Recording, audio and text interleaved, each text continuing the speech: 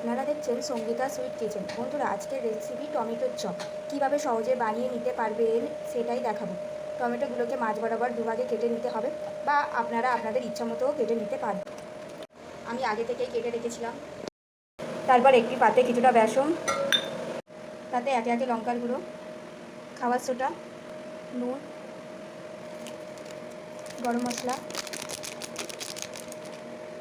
জিরে গুঁড়ো, ম্যাগি মশলা একসাথে একটু মিশিয়ে নিতে হবে। তারপর জল দিয়ে আরও একবার মিশিয়ে নিতে হবে। তারপর একটা কড়াই অনেকটা তেল দিয়ে তেল গরম হয়ে এলে একে একে টমেটোগুলোকে বেসনের গলায় ডুবিয়ে একে একে ভেজে নিতে হবে। ভাজা হয়ে গেলে তুলে নিতে হবে। রেডি হয়ে যাবে আজকের টমেটোর চপ। ভালো লাগলে লাইক, শেয়ার, কমেন্ট আর সাবস্ক্রাইব করে দেবেন। আর আমাদের পাশে থাকবেন নিত্য নতুন রেসিপি পাওয়ার জন্য।